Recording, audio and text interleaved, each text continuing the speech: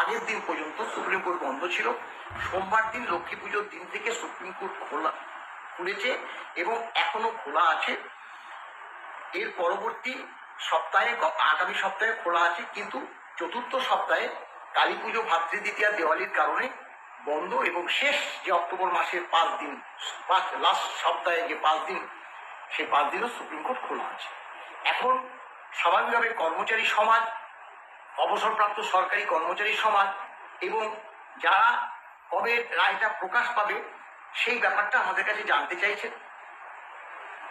আমরা নির্দিষ্টভাবে কবে প্রকাশ পাবে সেটা তো বলতে পারছি না, বলাটা সম্ভব নয়। আপনারা সাধারণভাবে বুঝবেন যে বলা সম্ভব নয়। আমরা আশা করতে পারি এই যে অক্টোবর মাসে যে দিনগুলোর কথা বললাম তার মধ্যে কোনো একটি দিনে রায় কিন্তু প্রকাশ পেতে পারে।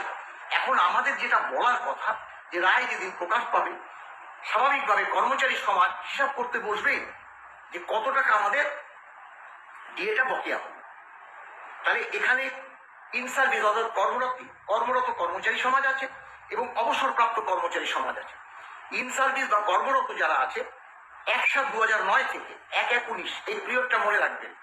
1/7/2009 থেকে 1/1/19 পর্যন্ত এই পিরিয়ডে যারা কর্মরত আছেন তারা তাদের 1/7/19 পরবর্তী পরের বছর 1/7/10, 1/7/11 এইভাবে তাদের ইনক্রিমেন্ট হবে। তাহলে ইনক্রিমেন্ট যোগেও কিন্তু এই বকেয়া ডিএটা ক্যালকুলেশন করতে হবে। কিভাবে করতে হবে আমি বলে দেবো। আর যারা অবসরপ্রাপ্ত কর্মচারী সমাজ তাদের তো একটা নির্দিষ্ট পেনশন, ওই 1/7/2009 যে পেনশন 1/1/19 কিন্তু সেই পেনশন থাকবে, তাদের কোনো অসুবিধা নেই।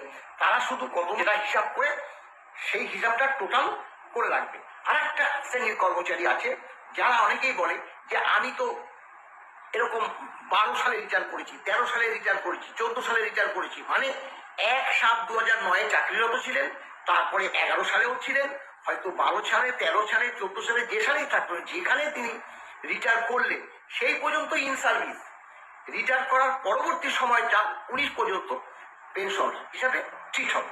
এই হচ্ছে মূল কথা। এই হিসাবটাই এবার আমরা কিন্তু করে দিয়েছি। তাই এই ভিডিওটা খুব প্রয়োজনীয় ভিডিও, এটা আপনাদের কাছে কিন্তু রেখে দেওয়ার কথাই আমি বলবো, কারণ যখন অর্ডারটা বেরোবে তখন এটা কাজে লাগবে। কেন আমরা দেখুন শতাংশ বলবো না, 99% আমরা নিশ্চিত যে ডিএর রায় কিন্তু কর্মচারী সমাজের কাছেই আসবে।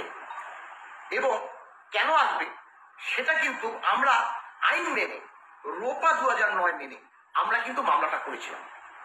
এই যে রোপা 2009, এটা দেখুন সরকারের তো, সরকার যেহেতু বলেছে, রোপাতে লিপিবদ্ধ আছে, সরকার সেটা দিতে বাধ্য। সেটা দেয়নি বলে বিচারকরা, ট্রাইব্যুনাল বলুন, হাইকোর্ট বলুন, এমনকি সর্বোচ্চ আদালত বলুন, কারণ 25% তারা কিন্তু বলেই দিয়েছিল ডি দেওয়ার কথা, তারা কিন্তু ডিএটা দিতে বলেছিল। এখন আমরা এই যে রোপা মেনে কোথা থেকে চেয়েছি, এখন অনেকেই যদি হয়তো বলেন আমরা তো পঞ্চম বেতন কমিশনের ডিএ তো আমাদের হয়েছিল 1/7/2006 থেকে, কেন আপনারা 1/7/2009 থেকে ক্লেম করেছেন?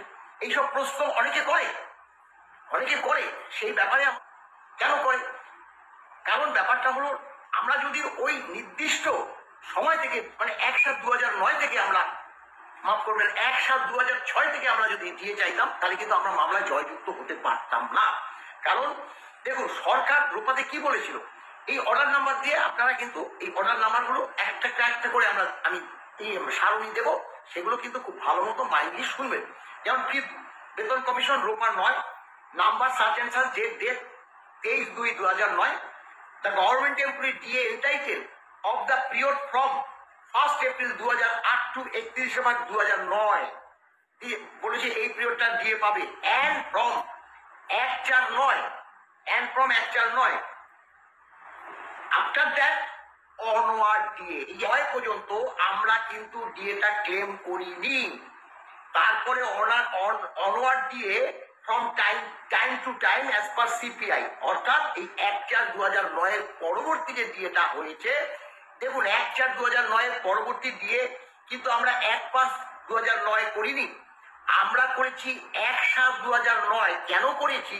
কারণ সবসময় ডিএ হয় জানুয়ারি এবং জুলাই, তাই 7/2009 থেকে আমরা ডিএটা ক্লেম করেছি।